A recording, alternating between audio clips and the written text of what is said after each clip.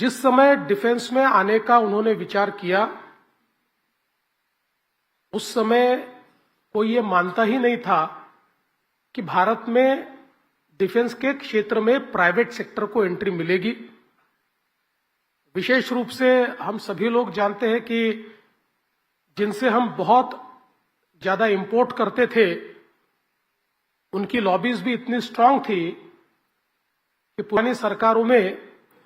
कई बार इस प्रकार का विचार होता था, लेकिन उस विचार को समाप्त करने की ताकत उन लोगों में होती थी। और उसके चलते ऐसे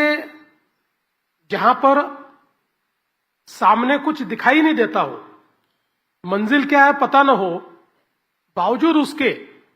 दृढ़ता के साथ नुआल जी ने यह निर्णय किया और फिर एक एक लाइसेंस लेते हुए और अलग अलग प्रकार से उन्होंने अपनी एक जगह बनाई। और विशेष रूप से प्रधानमंत्री मोदी जी की सरकार आने के बाद हमारे देश में मेक इन इंडिया शुरू हुआ और मेक इन इंडिया में भी बहुत बड़े पैमाने पर हमारे जो अलग अलग उद्योजक है, उद्यमी है, इनको प्रेरित किया गया कि भाई हमारे देश में भी ये निर्माण हो। इससे पहले तो केवल हमारी आयुध निर्माणी के माध्यम से हमारे सरकार की कंपनियां काम करती थी, लेकिन जैसे ही इस क्षेत्र में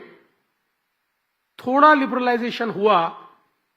तो नुआल जी ने दिखा दिया कि हम लोग दुनिया के सबसे अच्छे शस्त्रास्त्र भी तैयार कर सकते हैं। दुनिया जो विचार नहीं कर सकती, उस प्रकार के वॉरहेड्स भी तैयार कर सकते हैं।